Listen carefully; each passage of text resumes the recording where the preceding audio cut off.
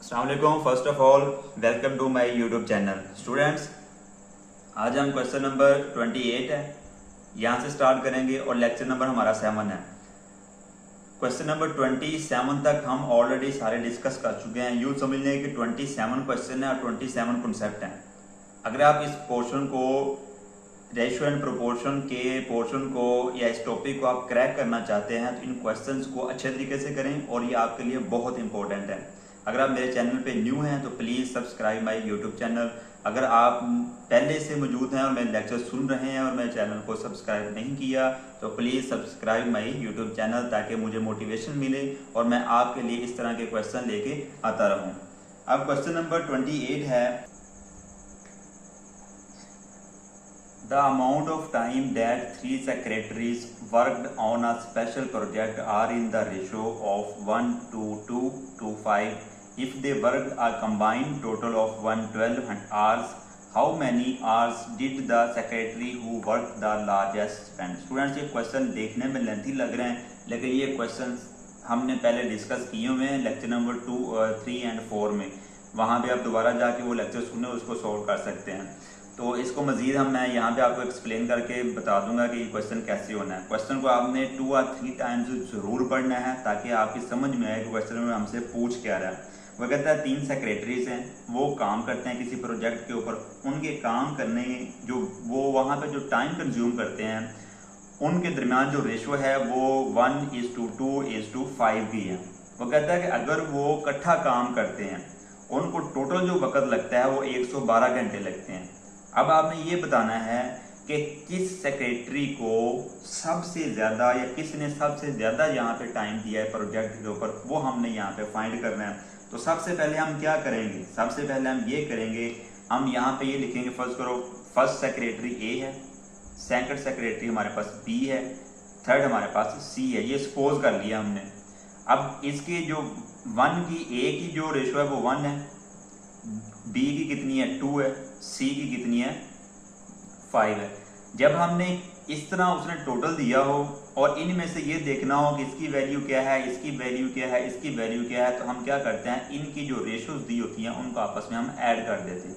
इसको हम ऐड करेंगे तो हमारे पास कितना आ जाएगा 8। यानी इनके दरमियान जो टोटल आवर्स 112 हैं, 112 में से इन्होंने जो अपना अपना टाइम दिया था उनको मिला के जो उनकी रेशो बनती है वो 8 बनती है।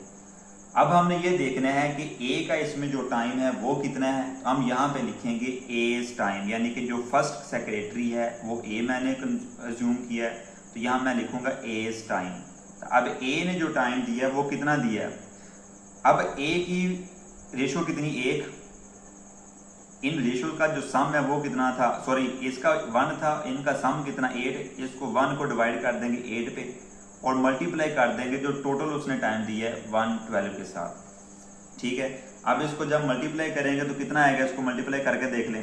8 1 8, इसको डिवाइड कर दें, ये देखो 8 1 8, इधर से कितना बचा 3, वो 3 हम यहाँ पे लगाएंगे 32 बन गया। 8 का टेबल 4 तक पढ़ेंगे तो जो ए का टाइम हमारे पास आ गया वो कितना आया 14 आवर्स।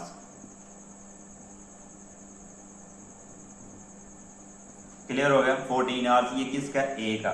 ये हम यहाँ पे इसको ऐसे सर्कल। अब हम निकालना है बी का। अब बी की रेशो कितनी है 2, रेशो का सम कितना है 8, टोटल आवर्स हैं वो कितने हैं 112। अब देखो 8 को हमने 112 पे किया था तो हमारे पास कितना आया था 14। अब 2 को हम मल्टीप्लाई कर देंगे 14 के साथ तो जो बी का हमारे पास कितना आ जाएगा 28। ये हमारे पास बी का टाइम आ गया कि बी ने 28 आवर्स 112 में से 28 आवर्स दिए हैं उसी प्रोजेक्ट के ऊपर। अब हमने निकालना है थर्ड सेक्रेटरी का। तो यहाँ पे हम लिखेंगे सी। अब सी की रेशो क्या है 5 और टोटल रेशो का सम कितना है 8, टोटल आवर्स कितने हैं 112। अब 8 और 112 को हमने किया था वो कितना आया था 14, मल्टीप्लाई किया ऊपर 5 तो सी का जाएगा, इसको 5 को 14 से मल्टीप्लाई करेंगे हमारे पास आ जाएगा 17।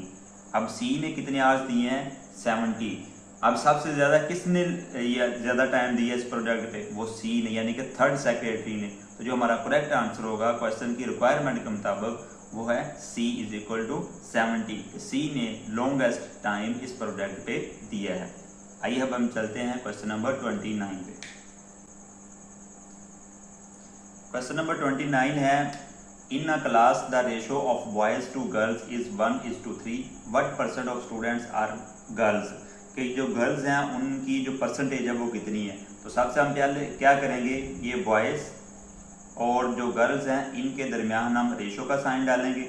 अब बॉयज़ और गर्ल्स के दरमियान जो रेशो बनती है वो उसने पहले बताई हुई है 1:3।